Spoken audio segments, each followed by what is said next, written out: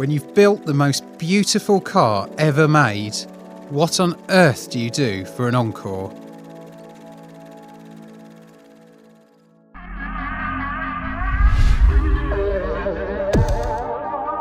It's taken Jaguar 50 years to answer that question, but at last, the F-Type is here.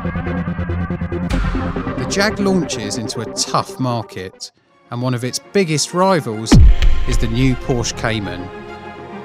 And it just happens to cost £20,000 less.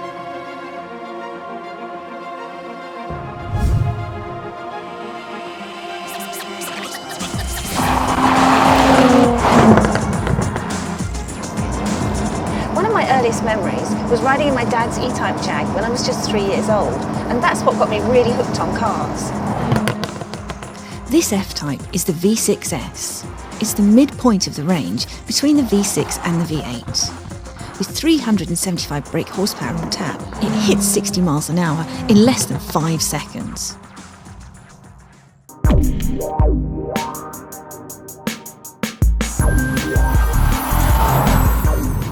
Well, my dad only had a Volvo Estate, but as a kid growing up in the 80s, it was Porsche that was the real embodiment of sports cars.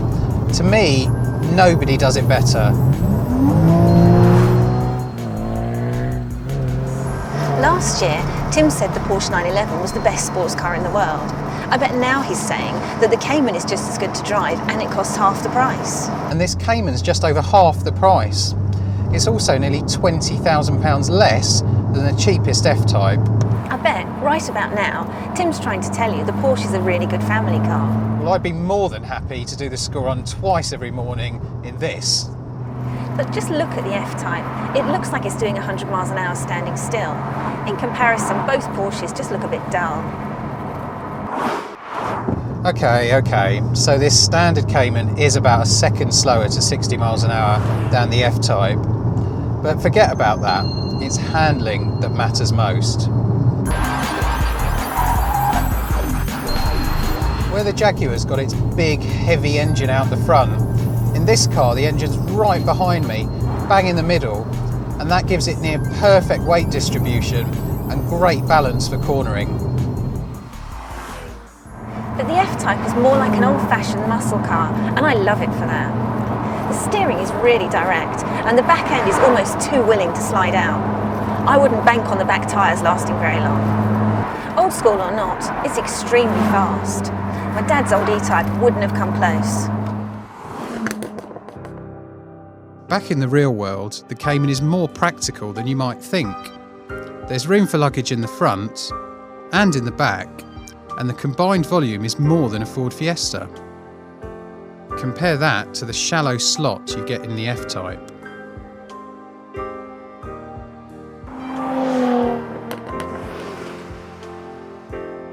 Jaguar was below average for reliability in the latest Which Car survey, the largest of its kind in the UK.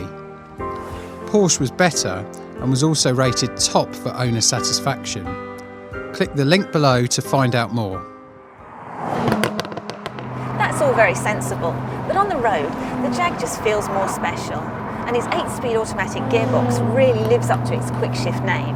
I've always preferred a manual gearbox in a sports car, but most people will pay £2 more for this PDK dual clutch auto, and I can see why.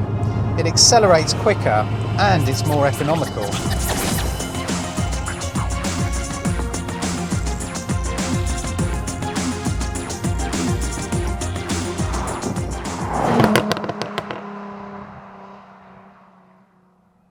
So what do you reckon then, Claire? You've waited 50 years for this car. Not quite 50 years. Okay, not quite 50 years, but a long time. Was it worth the wait? Definitely. It's the best thing to come out of Coventry since the E-Type, and I think it's the best car of the year. It is a fantastic car, I'll give you that. But you'd take the Cayman? You already know that. I think it's better to drive. I'm confident it would be better to live with, and it's so much cheaper. But it's so predictable. Well, the fact is that I can't even nearly afford either of these cars. So I'm going to be in the cheap seats for the way home. Are you coming? No thanks, I'm off to take my dad for a spin.